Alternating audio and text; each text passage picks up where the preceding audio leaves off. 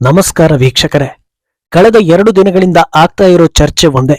ಬಾಂಗ್ಲಾದಲ್ಲಿ ಹಿಂದೂಗಳ ಮಾರಣ ಹೋಮ ಆಗ್ತಾ ಇದೆ. ಅವರ ರಕ್ಷಣೆ ಆಗಬೇಕು. ಬಾಂಗ್ಲಾ ಕತೆ ಮುಗಿದೇ ಹೋಯ್ತು. ಭಾರತಕ್ಕೆ ಅಂತ ಸ್ಥಿತಿ ಬಾರದೇ ಇರಲಿ. ಇದು ಜನಸಾಮಾನ್ಯರ ಮಾತುಗಳು ಹಾಗೂ ಆಲೋಚನೆ. ಇನ್ನೂ ಒಂದು ಹಂತ ಮುಂದಕ್ಕೆ ಹೋಗಿ ಬಿಜೆಪಿ ವರ್ಷನ್ ಏನು ಅನ್ನೋದನ್ನ ನೋಡಿದ್ರೆ ಭಾರತದಲ್ಲೂ ಇದೇ ಪರಿಸ್ಥಿತಿ ಬರುತ್ತೆ.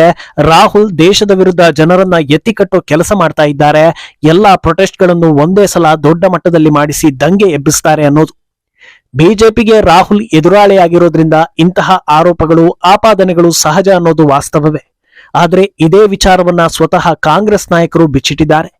ಭಾರತದಲ್ಲೂ ಬಾಂಗ್ಲಾ ರೀತಿಯ ದಂಗೆ ಆಗುತ್ತೆ ಅನ್ನೋದನ್ನ ಹಿರಿಯ ಕಾಂಗ್ರೆಸ್ ನಾಯಕರು ಒಪ್ಪಿಕೊಂಡಿದ್ದಾರೆ.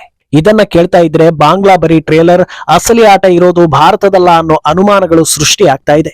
ಇನ್ನೊಂದೆಡೆ ವಿದ್ಯಾರ್ಥಿ ಹೋರಾಟ ಅಂತ ಶುರುವಾದ ಬಾಂಗ್ಲಾ ಹೋರಾಟ ಹೇಗೆ ಮೂಲಭೂತವಾದಕ್ಕೆ ತಿರುಗಿದೆ ಅನ್ನೋದರ ಸ್ಫೋಟಕ ರಹಸ್ಯ ಬಯಲಾಗಿದೆ. ಇದೆಲ್ಲವನ್ನ ಒನ್ ಬೈ ಒನ್ ವಿವರಿಸ್ತಾ ಹೋಗ್ತೀವಿ. ಈ ವಿಡಿಯೋವನ್ನ ತಪ್ಪದೆ ಕೊನೆ ತನಕ ನೋಡಿ. ಅದಕ್ಕೂ ಮುನ್ನ ಮೀಡಿಯಾ ಮಾನ್ಸ್ಟರ್ ಚಾನೆಲ್ ಅನ್ನ ತಪ್ಪದೆ ಸಬ್ಸ್ಕ್ರೈಬ್ ಮಾಡಿ. ಎಸ್, 70 ವರ್ಷ ದೇಶ ಆಳಿರೋ ಪಕ್ಷದ ಬಗ್ಗೆ ಜನರಿಗೆ ಚೆನ್ನಾಗಿ ಗೊತ್ತಿದೆ. ಇವರು ಹೀಗೆ ಮಾಡ್ತಾರೆ ಅಂತ ವಿರೋಧ ಪಕ್ಷಗಳು ಹೇಳಿದ್ರೆ ಅದು ರಾಜಕೀಯ, ಸತ್ಯಕ್ಕೆ ದೂರ ಅಂತ ವ್ಯಾಖ್ಯಾನ ಮಾಡಬಹುದು. ಆದ್ರೆ ಈಗ ಕಾಂಗ್ರೆಸ್ ನಾಯಕರು ಈ ಬಗ್ಗೆ ಸ್ಪಷ್ಟನೆ ನೀಡ್ತಾ ಇರೋದು ಭಾರತೀಯರಲ್ಲಿ ಆತಂಕವನ್ನ ಹೆಚ್ಚಿಸ್ತಾ ಇದೆ. ಬಾಂಗ್ಲಾ ರೀತಿಯದಂಗೆ ಭಾರತದಲ್ಲೂ ಏಳಬಹುದು ಅನ್ನೋ ಮಾತನ್ನ ಹೇಳ್ತಾ ಇರೋದು ಕಾಂಗ್ರೆಸ್ನ ಹಿರಿಯ ನಾಯಕ, ಕೇಂದ್ರದ ಮಾಜಿ ಸಚಿವ ಸಲ್ಮಾನ್ ಖುರ್ಷಿದ್. ಈ ಹಿಂದೆ ನಡೆದಿದ್ದ ಶಹೀನ್ ಬಾಗ್ ಪ್ರತಿಭಟನೆ ಇದೇ ರೀತಿಯೇ ಇತ್ತು. ಆದರೆ ಇಷ್ಟು ದೊಡ್ಡ ಮಟ್ಟಕ್ಕೆ ಹೋಗಿರಲಿಲ್ಲ, ಫೇಲ್ಯೂರ್ ಆಗಿತ್ತು. ಮುಂದಿನ ದಿನಗಳಲ್ಲಿ ನಡೆಯೋ ಹೋರಾಟಗಳು ಬಾಂಗ್ಲಾದಲ್ಲಿ ಆಗ್ತಾ ಇರೋ ರೀತಿಯೇ ಇರುತ್ತೆ. ನಿಮಗೆ ಕಾಶ್ಮೀರದ ವಾತಾವರಣ ಸುಧಾರಿಸಿದೆ, ಭಾರತದ ಬೇರೆ ಕಡೆಗಳಲ್ಲೂ ಪರಿಸ್ಥಿತಿ ಹತೋಟಿಯಲ್ಲಿದೆ ಅನ್ನಿಸ್ಬೋದು. ಇದನ್ನೇ ನೀವು ನಿಮ್ಮ ಗೆಲುವು ಅಂತ ಅಂದುಕೊಂಡಿರ್ಬೋದು. ಆದ್ರೆ ಅಸಲಿ ವಿಚಾರ ಬೇರೆಯೇ ಇದೆ. ಎಲ್ಲವೂ ದೊಡ್ಡ ಮಟ್ಟದಲ್ಲಿ ಆಗುತ್ತೆ ಅಂತ ಭವಿಷ್ಯ ನುಡಿದಿದ್ದಾರೆ. ಏನೋ ಇಂಥ ಹೇಳಿಕೆ ಬರ್ತಾ ಇದ್ದ ಹಾಗೆ ಬಿಜೆಪಿ ನಾಯಕರೆಲ್ಲ ಇದರ ವಿರುದ್ಧ ಗುಡುಗಿದ್ದಾರೆ. ಬಿಜೆಪಿ ವಕ್ತಾರ ಶಹಜಾದ್ ಪೂನಾವಾಲಾ ಖುರ್ಷಿದ್ ಹೇಳಿಕೆಯನ್ನ ಖಂಡಿಸಿದ್ದು, ಒಂದು ಕಡೆ ಕಾಂಗ್ರೆಸ್ ನಾಯಕರು ಈ ಸಮಸ್ಯೆ ಬಗೆಹರಿಯೋ ತನಕ ಕೇಂದ್ರ ಸರ್ಕಾರದ ಜೊತೆಗೆ ಇರ್ತೀವಿ ಅಂತ ಹೇಳ್ತಾರೆ. ಇನ್ನೊಂದು ಕಡೆ ಸಲ್ಮಾನ್ ಖುರ್ಷಿದ್ ಜನರನ್ನ ರೊಚ್ಚಿಗೆಬ್ಬಿಸೋ ಕೆಲಸವನ್ನ ಮಾಡ್ತಾರೆ. ಇದು ಬಹಳ ಅಪಾಯಕಾರಿ ಅಂತ ಹೇಳಿದ್ದಾರೆ. ಇನ್ನೊಂದೆಡೆ ಬಿಜೆಪಿ ಸಂಸದ ಸಂಬೀತ್ ಪಾತ್ರ ಕೂಡ ಖುರ್ಷಿದ್ ಮಾತನ್ನ ಖಂಡಿಸಿದ್ದಾರೆ. ಅವರ ಅಸಲಿ ಉದ್ದೇಶ ಹೊರಬಂದಿದೆ. ಅಲ್ಲೇ ಪಕ್ಕದಲ್ಲಿದ್ದ ಶಶಿ ತರೂರ್ ಹಾಗೂ ಇತರೆ ಕಾಂಗ್ರೆಸ್ ನಾಯಕರು ಈ ಮಾತನ್ನ ಬೆಂಬಲಿಸಿದ್ದಾರೆ. ರಾಹುಲ್ ಗಾಂಧಿ ಆಗಾಗ ವಿದೇಶಕ್ಕೆ ಹೋಗಿ ಭಾರತದ ವಿರುದ್ಧ ಮನಸ್ಥಿತಿ ಇರುವವರನ್ನೆಲ್ಲ ಭೇಟಿ ಆಗ್ತಾ ಇರ್ತಾರೆ. ಇದೆಲ್ಲವನ್ನ ನೋಡಿದ್ರೆ ಭಾರತಕ್ಕೆ ಏನೋ ಕಾದಿದೆ ಅಂತ ಅನ್ನಿಸ್ತಾ ಇದೆ ಅಂತ ಪಾತ್ರ ಹೇಳಿದ್ದಾರೆ. ಈಗ ಆರೋಪ ಪ್ರತ್ಯಾರೋಪಗಳನ್ನ ಪಕ್ಕಕ್ಕಿಡಿ. ಇಷ್ಟು ನಿಖರವಾಗಿ ಸಲ್ಮಾನ್ ಖುರ್ಷಿದ್ ಹೇಳಿಕೆ ನೀಡ್ತಾರೆ ಅಂದ್ರೆ ಬಹುಶಃ ಈಗಾಗಲೇ ಕಾಂಗ್ರೆಸ್ ಒಳಗೆ ಈ ಸಂಬಂಧ ಮೀಟಿಂಗ್ ಆಗಿರಬಹುದು ಅಂತ ಲೆಕ್ಕ ಹಾಕಲಾಗ್ತಾ ಇದೆ. ಭಾರತದಲ್ಲಿ ನಡೆಯೋ ಪ್ರತಿಭಟನೆಗಳು ಟೂಲ್ ಕಿಟ್ ಅನ್ನೋದು ಮೊದಲ ಬಾರಿ ಪ್ರತಿಭಟನೆ ಆದಾಗ್ಲೇ ಎಲ್ಲರಿಗೂ ಗೊತ್ತಾಗಿತ್ತು. ಈಗ ಬಾಂಗ್ಲಾದಲ್ಲಿ ಆಗ್ತಾ ಇರೋ ದಂಗೆಯ ಮೂಲ ಹುಡುಕ್ತಾ ಹೋದ್ರೆ ಮತ್ತೆ ಅಲ್ಲಿ ಕೇಳಿ ಬಂದಿರೋ ಹೆಸರು ಜಾರ್ಜ್ ಸೊರೋಸ್. ಪ್ರಪಂಚದ ಚಿಕ್ಕ ಚಿಕ್ಕ ದೇಶಗಳಲ್ಲಿ ಅರಾಜಕತೆಯನ್ನ ಸೃಷ್ಟಿಸಿ ಮೂಲಭೂತವಾದಕ್ಕೆ ದೂಡೋ ಕೆಲಸಗಳು ಜಾರ್ಜ್ ಸೊರೋಸ್ಗೆ ಹೊಸತೇನಲ್ಲ. ಅಲ್ಲದೆ ಭಾರತದಲ್ಲಿ ಜಾರ್ಜ್ ಸೊರೋಸ್ ಜೊತೆಗೆ ರಾಹುಲ್ ಗಾಂಧಿ ಒಡನಾಟ ಇದೆ ಅನ್ನೋದಕ್ಕೆ ಕೆದಕಿದಷ್ಟು ಸಾಕ್ಷಿಗಳು ಸಿಗ್ತಾ ಹೋಗುತ್ತವೆ. ಆದ್ರಿಂದ ಭಾರತದಲ್ಲಿ ಏಳಬೇಕಿರೋ ಗಲಭೆಗಳು ಬಾಂಗ್ಲಾ ಮೂಲಕ ಬರ್ತಾ ಇದೆಯಾ ಅನ್ನೋ ಅನುಮಾನಗಳು ಸೃಷ್ಟಿಯಾಗ್ತಾ ಇವೆ. ಕಳೆದ 1 ತಿಂಗಳ ಹಿಂದೆ ನಡೆದಿದ್ದ ಪ್ಲಾನ್ ಪ್ರಕಾರ ಭಾರತದಲ್ಲಿ ಆಗಸ್ಟ್ 1ನೇ ತಾರೀಕಿನಂದೇ ರೈತರ ಹೆಸರಲ್ಲಿ ನಡೆಯೋ ಹೋರಾಟ ಶುರುವಾಗಬೇಕಿತ್ತು. ಆ ದಿನದಂದು ಮೋದಿ ಹಾಗೂ ಕೆಲ ಬಿಜೆಪಿ ನಾಯಕರ ಪ್ರತಿಕೃತಿ ದಹನ ಮಾಡೋದಕ್ಕೆ ಪ್ಲಾನ್ ನಡೆದಿತ್ತು. ಅಲ್ಲದೆ ಇದೇ ತಿಂಗಳು ಟ್ರ್ಯಾಕ್ಟರ್ ರ್ಯಾಲಿ ಮಾಡ್ತೀವಿ ಅನ್ನೋದನ್ನು ಕೂಡ ಹೋರಾಟದಲ್ಲಿ ನಿರತವಾಗಿರೋ ಸಂಘಟನೆಗಳ ನಾಯಕರು ತಿಳಿಸಿದ್ರು. ಆದ್ರೆ ಆಗಸ್ಟ್ 1ರಂದು ಪ್ರತಿಭಟನೆ ಬಗ್ಗೆ ಯಾವ ವಿಚಾರವೂ ಕೂಡ ಹೊರಗೆ ಬರಲೇ ಇಲ್ಲ.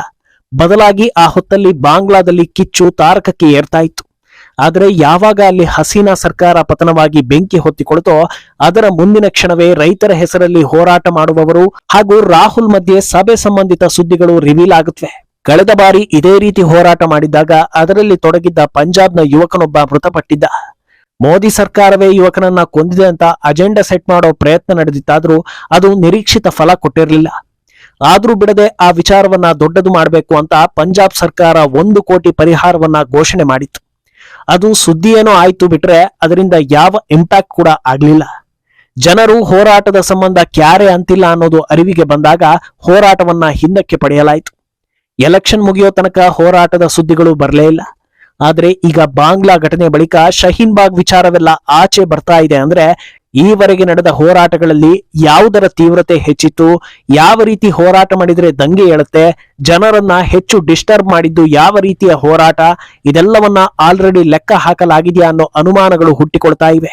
ಅಂದಹಾಗೆ ಬಾಂಗ್ಲಾದಲ್ಲಿ ವಿದ್ಯಾರ್ಥಿಗಳ ಹೋರಾಟ ಅನ್ನೋ ನೆಪದಲ್ಲಿ ದಂಗೆ ಶುರುವಾಯಿತು ಅನ್ನೋದು ಗೊತ್ತೇ ಇದೆ. ಆದ್ರೆ ಅದರ ಹಿಂದೆ ದೊಡ್ಡ ಅಜೆಂಡಾ ಇತ್ತು ಅನ್ನೋದು ಈಗ ಬೆಳಕಿಗೆ ಬರ್ತಾ ಇದೆ. ಜಾತ್ಯತೀತತೆ ಅನ್ನೋ ಗುಂಗಲ್ಲಿ ಮುಳುಗಿದ್ದ ಬಾಂಗ್ಲಾದ ಹಿಂದೂಗಳು ಅಲ್ಲಿ ನಡೀತಾ ಇದ್ದ ದಂಗೆಗೆ ಬೆಂಬಲವನ್ನ ಸೂಚಿಸಿದ್ರು. ಇದು ಹಸೀನಾ ಸರ್ಕಾರದ ಅನ್ಯಾಯಗಳ ವಿರುದ್ಧ ನಡೀತಾ ಇರೋ ಹೋರಾಟ, ವಿದ್ಯಾರ್ಥಿಗಳಿಗೆ ನ್ಯಾಯ ಕೊಡಿಸೋ ಸಲುವಾಗಿಯೇ ಎಲ್ಲರೂ ಬೀದಿಗೆ ಇಳಿದಿದ್ದಾರೆ ಅಂತ ನಂಬಿಕೊಂಡಿದ್ರು. ಈ ರೀತಿ ನಂಬಿ ಕೊನೆಗೆ ಮೋಸ ಹೋಗಿ ನರಕ ನೋಡ್ತಾ ಇರೋ ಬಾಂಗ್ಲಾದ ಹಿಂದೂ ಹುಡುಗಿಯೊಬ್ಬಳ ಪೋಸ್ಟ್ ಈಗ ಸಿಕ್ಕಾಪಟ್ಟೆ ವೈರಲ್ ಆಗ್ತಾ ಇದೆ. ಹೋರಾಟ ನಡೆಯೋ ದಿನಗಳಲ್ಲಿ ಪೋಸ್ಟ್ ಮಾಡಿದ್ದ ಅವಳು, ಅದರಲ್ಲಿ ನಾನೊಬ್ಬಳು ಹಿಂದೂ, ನಾವೆಲ್ಲರೂ ಒಟ್ಟಾಗಿ ದೇಶವನ್ನ ಹಸೀನಾ ಕೈಯಿಂದ ಸ್ವತಂತ್ರಗೊಳಿಸಲು ಹೋರಾಡ್ತಾ ಇದ್ದೀವಿ, ನನ್ನ ಸಹೋದರರು ಸ್ನೇಹಿತರು ಇವರೆಲ್ಲರೂ ನನ್ನನ್ನ ಕಾಪಾಡ್ತಾರೆ, ಹಾಗೆ ಹೀಗೆ ಅಂತ ಬರೆದುಕೊಂಡು ಪೋಸ್ಟ್ ಹಾಕಿದ್ಲು. ಆದ್ರೆ ಅದಾಗಿ 24 ಗಂಟೆ ಕಳೆಯೋದರ ಒಳಗೆ ಎಲ್ಲಾ ಪರಿಸ್ಥಿತಿಗಳು ಕಂಪ್ಲೀಟ್ ಚೇಂಜ್ ಆಗಿವೆ. ಬಳಿಕ ಒಂದು ಪೋಸ್ಟ್ ಹಾಕಿರೋ ಆಕೆ ಕೇವಲ ಹಿಂದೂ ಅನ್ನೋ ಕಾರಣಕ್ಕೆ ನಮ್ಮ ಮೇಲೆ ಹಲ್ಲೆ ಮಾಡ್ತಾ ಇರೋದು ಸರಿನಾ ಅಂತ ಪ್ರಶ್ನೆ ಮಾಡಿದ್ದಾಳೆ. ಅಲ್ಲದೆ ಯಾವ ಜಾತಿ ಧರ್ಮ ನೋಡದೆ ನಾನು ಈ ಹೋರಾಟದಲ್ಲಿ ಭಾಗಿಯಾದೆ, ಸಾಮಾಜಿಕ ನ್ಯಾಯ ಹಾಗೂ ಜಾತ್ಯತೀತ ಮೌಲ್ಯಗಳನ್ನ ನಂಬಿ ಬಂದೆ, ಈಗ ನೋಡಿದ್ರೆ ಹಿಂದೂ ಅನ್ನೋ ಕಾರಣಕ್ಕೆ ನಮ್ಮ ಮೇಲೆ ಅಟ್ಯಾಕ್ ನಡೀತಾ ಇದೆ, ದಯವಿಟ್ಟು ಹಲ್ಲೆಗಳನ್ನ ನಿಲ್ಲಿಸಿ ಅಂತ ಬೇಡಿಕೊಂಡು ಪೋಸ್ಟ್ ಹಾಕ್ತಾ ಇದ್ದಾಳೆ. ಅಂದಹಾಗೆ ಭಾರತದಲ್ಲೂ ಕೂಡ ಹಿಂದೂ ವಿರೋಧಿ ಹಿಂದೂಗಳು ಜಾತ್ಯತೀತತೆ ಹೆಸರಲ್ಲಿ ಜನರ ದಾರಿ ತಪ್ಪಿಸ್ತಾ ಇದ್ದಾರೆ ಅನ್ನೋದಕ್ಕೆ ಸಾಕ್ಷಿಗಳಿವೆ. ಆದ್ರಿಂದ ಕೆಲವರು ಸಾಮಾಜಿಕ ಜಾಲತಾಣಗಳಲ್ಲಿ ಬುದ್ಧಿ ಹೇಳೋ ಕೆಲಸವನ್ನು ಮಾಡ್ತಾ ಇದ್ದಾರೆ. ಬುದ್ಧಿವಂತರು ಅಂತ ಕರೆದುಕೊಳ್ಳೋ ಜನರು ಹಿಂದುತ್ವದ ವಿರುದ್ಧ ಆಡೋ ಮಾತುಗಳನ್ನ ನಂಬಬೇಡಿ, ಅವರಿಗೆ ಅದಕ್ಕಾಗಿ ಜನ್ಮಕ್ಕಾಗುವಷ್ಟು ಹಣ ಸಿಗುತ್ತೆ. ಬಣ್ಣ ಬಣ್ಣದ ಮಾತಿಗೆ ಮರುಳಾಗಿ ಸ್ವಂತ ಅಪ್ಪನಿಂದ ಬಂದ ಧರ್ಮವನ್ನ ವಿರೋಧಿಸಿದ್ರೆ ನಾಳೆ ತೊಂದರೆ ಆದಾಗ ಯೋಚಿಸಿ ಪ್ರಯೋಜನ ಇರೋದಿಲ್ಲ ಅಂತ ಹೇಳ್ತಾ ಇದ್ದಾರೆ. ಇನ್ನು ಮೊದಲ ಬಾರಿಗೆ ಬಾಂಗ್ಲಾದಲ್ಲಿ ನರಕ ನೋಡ್ತಾ ಇರೋ ಹಿಂದೂಗಳ ಪರವಾಗಿ ಪ್ರಪಂಚದ ಸಾಕಷ್ಟು ಕಡೆಗಳಿಂದ ಸಹಾಯದ ಮಾತುಗಳು ಕೇಳಿ ಬರ್ತಾ ಇದೆ. ಮಾನವೀಯತೆ ಹೆಸರಲ್ಲಿ ಹುಟ್ಟಿಕೊಂಡಿರೋ ಸಂಸ್ಥೆಗಳು ಸೈಲೆಂಟ್ ಆಗಿದ್ರು. ಎಲಾನ್ ಮಸ್ಕ್, ಇಸ್ರೇಲ್ ಅಧ್ಯಕ್ಷ ನೆತನ್ಯಾಹು ಸೇರಿ ಯಾರೆಲ್ಲ ಮೂಲಭೂತವಾದದ ಅಸಲಿ ಸತ್ಯವನ್ನ ನೋಡಿದ್ದಾರೋ ಅವರೆಲ್ಲ ಆತಂಕವನ್ನ ವ್ಯಕ್ತಪಡಿಸ್ತಾ ಇದ್ದಾರೆ ಹಾಗೂ ಬೆಂಬಲವನ್ನು ಸೂಚಿಸ್ತಾ ಇದ್ದಾರೆ. ಇತ ಭಾರತ ಸರ್ಕಾರ ಬಾಂಗ್ಲಾದ ಹಿಂದೂಗಳ ರಕ್ಷಣೆಗೆ ಪಣ ತೊಡ್ತಾ ಇದೆ. ರಾಹುಲ್ ಗಾಂಧಿ ಗಲಭೆ ನಡೆದ ದಿನ ಬಾರ್ಡರ್ ನಲ್ಲಿ ಹುಷಾರಾಗಿರಿ, ಅಕ್ರಮವಾಗಿ ಯಾರು ನುಸುಳದಂತೆ ಎಚ್ಚರಿಕೆ ವಹಿಸಿ ಅಂತ ಮೋದಿ ಸರ್ಕಾರಕ್ಕೆ ಸಲಹೆ ನೀಡಿದರು. ಅಸಲಿ ವಿಷಯ ಏನಂದ್ರೆ ಅದೆಷ್ಟೋ ವರ್ಷಗಳಿಂದ ನುಸುಳುಕೋರರು ಬರ್ತಾನೆ ಇದ್ದಾರೆ. ಆದ್ರೆ ಈಗ ಹಿಂದೂಗಳನ್ನ ಕರೆತರೋ ಬಗ್ಗೆ ಸರ್ಕಾರ ಚಿಂತಿಸ್ತಾ ಇರೋದ್ರಿಂದ ಅದನ್ನ ತಪ್ಪಿಸೋದಕ್ಕೆ ಈ ಮಾತು ಹೇಳಿದ್ರ ಅನ್ನೋ ಅನುಮಾನವೂ ಹುಟ್ಟಿಕೊಂಡಿದೆ. ಒಟ್ನಲ್ಲಿ ದೇಶ ಪ್ರೇಮ ಇರೋ ಭಾರತೀಯರಿಗೆ ಕಾಂಗ್ರೆಸ್ ಮೇಲೆ ಭಾರಿ ಸಂಶಯ, ಅಸಮಾಧಾನ, ಆಕ್ರೋಶ ಎಲ್ಲವೂ ಇದೆ. ಯಾಕಂದ್ರೆ ಒಂದೋ ಎರಡೋ ಸಲ ದೇಶದ ವಿರುದ್ಧ ಚಟುವಟಿಕೆ ನಡೆದರೆ ಬೈ ಮಿಸ್ ಅನ್ನಬಹುದು.